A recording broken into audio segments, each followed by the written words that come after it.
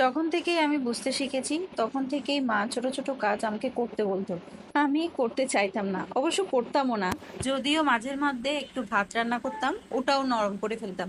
ভাত রান্না আর চা বানানো ছাড়া আর কিছুই পারতাম না। আর এখন দেখো, আমি একদম হোটেলের স্টাইলে নিরামিষ সবজি পোলাও রান্না করছি। দেখো কতগুলো তরকারি কেটে নিয়েছি, এগুলো কিন্তু সবই আমি কেটেছি। আর সাথে থাকবে কুমড়ো ফুলের বড়া। প্রথমে আমি সবগুলো সবজি ভেজে নিয়েছি লবণ আর হলুদ দিয়ে, কড়া করে ভেজেছি একদম, যাতে খেতে ভালো লাগে। তো সবগুলো সবজি ভাজা হয়ে গেছে, কিন্তু একটা জিনিস দিতে ভুলে গেছি, তো ভাবলাম ওটা পাশের চুলায় করে ফেলি। তো সেই সাথে আমি সবজি পোলাওর জন্য চালটা রেডি করে নিয়েছি। সবজির সাথে একটু ক্যাপসিকামও দিয়েছি, কারণ ক্যাপসিকামটা না অনেক দিন ধরেই পড়ে আছে ফ্রিজে, কোনো খাওয়াই হচ্ছিল না। তো ভাবলাম সবজি পোলাওতে দিলে ভালো লাগবে, খেতে খাওয়া হয়ে যাবে আর জিনিসটা নষ্টও হবে না।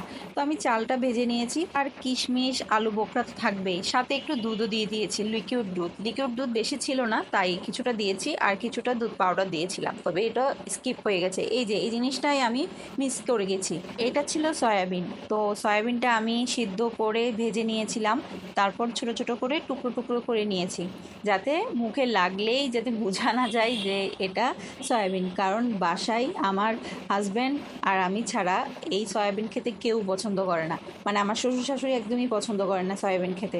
তাই জন্য আমি ছোট ছোট করে দিয়েছি যাতে বোঝা না যায়। লাস্টে একটু ধনে পাতা ঘি দিয়ে রেস্টে রেখে দেবো, ব্যাস হয়ে গেল গরম গরম হোটেলের স্টাইলে সবজি পোলাও।